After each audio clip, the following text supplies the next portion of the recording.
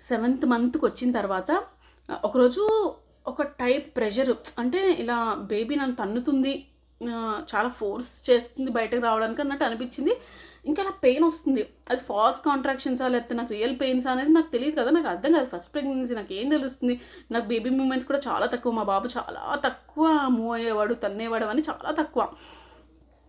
Maybe నాకు తెలిసి ఉండకపోవచ్చు కూడా. ఫస్ట్ ప్రెగ్నెన్సీ ఇన్ని మంత్స్ క్యారీ చేయడము, మిస్క్యారేజెసే కదా బిఫోర్. సో అలా నేను వెళ్ళాను హాస్పిటల్కి. అలా ఫాల్స్ కాంట్రాక్షన్స్ వచ్చేవండి బాగా.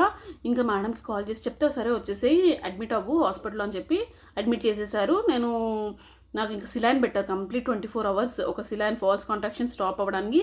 అలా స్టాప్ అయినాయి అని నేను కన్ఫర్మ్ చేశాక నన్ను డిశ్చార్జ్ చేశారు మేడము. ఇంకా ఇంటికి వచ్చాక నాకు తగ్గింది కొంచెం కాంట్రాక్షన్స్, అండ్ మెడిసిన్స్ కూడా ఇచ్చారు దానికి. అలా 7th మంత్ కూడా నేను గడిచిపోయిందండి అలాగ బై గాడ్స్ గ్రేస్. మళ్ళీ అందరూ పెద్దవాళ్ళు ఏమంటారు 8th మంత్లో డెలివరీ అవ్వద్దు, కావాలంటే చేంజ్ చేసుకో 7th మంత్ ఎండింగ్. నేను 8th మంత్ 10 days 15 days ఎంతో కొంత నా బేబీ లోపల గ్రో అవ్వడం వేరు, బయటకు వచ్చి గ్రో అవ్వడం వేరు. ఈ మిత్ అంతా వద్దు. 7th మంత్ 8th మంత్ అసలు ఎప్పుడు డెలివరీ అయితే అప్పుడు డెలివరీ అయింది. నేను అందరితో ఆర్గ్యూ చేసేదాన్ని. మా మమ్మీ కూడా అలాగే చెప్పేవారు. ఈవెన్ మా ఇన్లాస్ కూడా అలానే అనేవారు. ఎవరైనా వాళ్ళకి వచ్చి సజెషన్స్ ఇచ్చినా తను ఎన్ని రోజులు మోస్తానంటే అన్ని రోజులు ఇప్పుడు ప్రెజరైజ్ చేయొద్దు, ఏమి ఎలా ఉండేదో ఎలా జరిగేది అలా జరగనిద్దాము అని చెప్పేవారు.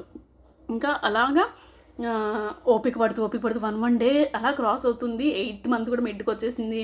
నేను ఇంకా 9th మంత్ స్టార్టింగ్ 8th మంత్లో ఒకసారి హాస్పిటల్కి 9th మంత్ ఎండ్ అయిపోతున్నానుగా, మేడం నేను చేంజ్ చేసుకుంటాను మేడం ప్లీజ్, నా వల్ల అవ్వట్లేదు, ఈ ప్రెషర్ నేను తీసుకోలేకపోతున్నాను.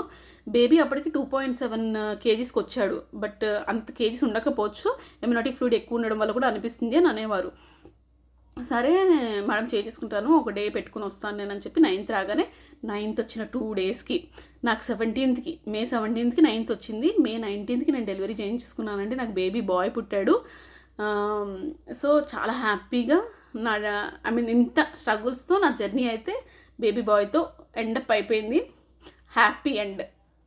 తర్వాత బేబీని నేను ఏసీలో పెట్టాల్సి వచ్చింది under ventilation because of breathing issues. నాకు అమ్యూనిటిక్ ఫ్లూయిడ్ అప్పటికే 23 mm ఉండేది, చాలా ఎక్కువ ఉంది.